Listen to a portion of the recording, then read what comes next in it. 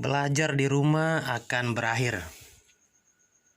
Keluhan guru pun akan berakhir. Berikut ini adalah keluhan dari beberapa guru. Yang pertama, siswa tidak memiliki HP Android karena keterbatasan ekonomi. Kondisi ini membuat guru tidak dapat mengirim materi dan memastikan keberadaan siswa di rumah. Yang kedua, jangkauan sinyal. Sekolah-sekolah di kota tidak ada masalah, tetapi di daerah pelosok pasti sulit mengakses informasi. Yang ketiga, transportasi. Di daerah kota masih aman karena banyak angkutan umum.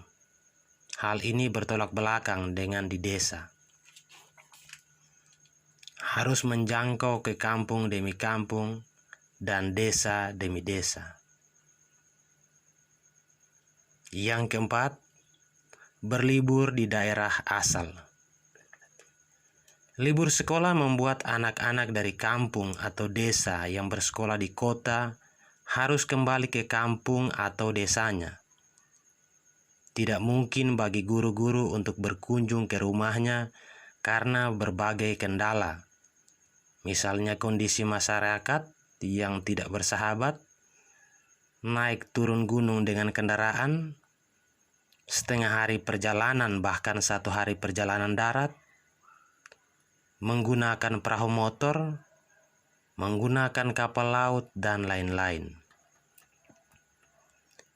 Yang kelima, biaya transportasi. Untuk menjangkau siswa di rumah, guru di kota dan di desa pasti butuh biaya. Guru yang memiliki kendaraan pribadi pasti keluhannya lebih sedikit dibanding guru yang tidak memiliki kendaraan pribadi, tidak dapat mengemudikan kendaraan, sakit, dan sedang mengandung. Menyangkut biaya transportasi, semua guru pasti bergantung pada dana BOS. Tapi apakah dana BOS tersebut proses pencairannya cepat? Dana BOS diberikan oleh pemerintah pun disesuaikan dengan jenjang sekolah dan jumlah siswa.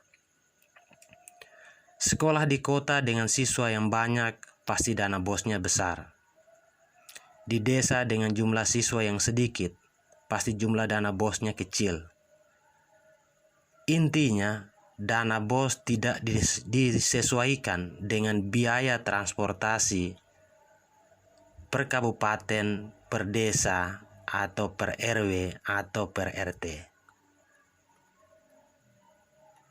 Yang keenam, kajian biaya transportasi. Guru-guru di kota dan guru-guru desa pasti beda. Kajian yang pertama untuk guru-guru di kota. Apabila kunjungan bagi satu orang siswa ketika pergi dan kembali sebesar Rp10.000, maka Rp10.000 dikali 20 orang untuk standar satu kelas, maka jumlahnya Rp200.000. Apabila seorang siswa yang dituju tidak berada di rumah, maka kunjungan harus dilakukan lagi. Pengeluaran pun bertambah. Coba Anda perkirakan berapa jumlah siswa yang ada di kota pada satu sekolah. Coba Anda perkirakan apakah dari jumlah siswa yang ada semuanya berada di rumah saat dikunjungi? Coba Anda perkirakan berapa jumlah guru mata pelajaran yang harus mengunjungi satu siswa. Coba Anda perkirakan berapa jumlah biaya yang harus dikeluarkan. Kajian kedua untuk guru-guru di desa.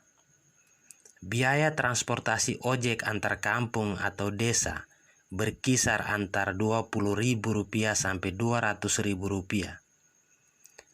Apabila seorang siswa yang dituju tidak berada di rumah, maka kunjungan harus dilakukan lagi.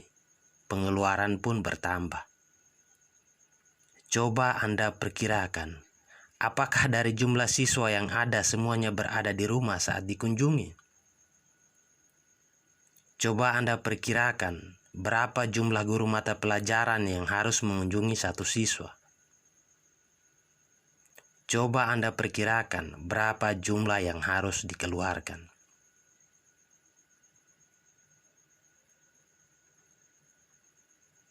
Yang ketujuh, plus minus dari libur. Karena libur berkepanjangan, ada siswa yang merasa bosan di rumah dan rugi pelajaran. Tetapi ada siswa yang seperti burung terlepas dari sangkar. Bagi siswa yang seperti burung merasa aman, karena nilai pasti dikatrol mencapai KKM dan naik kelas. Hal ini berbeda dengan tempo doloe. Untuk naik kelas, siswa harus bisa minimal membaca, menulis, dan berhitung. Yang kedelapan, usaha sampingan guru honor. Libur sekolah dimanfaatkan oleh beberapa guru honor untuk usaha sampingan memenuhi kebutuhan keluarga. Tidak semua guru honor di Indonesia memiliki penghasilan yang sama. Mungkin ada yang dibayar 50.000 per bulan, ataukah menunggu selama 3 bulan, kemudian setelah pencairan dana BOS. Fokus kerja sampingan ataukah kunjungi siswa yang seperti terlepas dari sangkar? Berdasarkan pertanyaan di atas, saya mengajak Anda semua untuk bersama kita bernyanyi.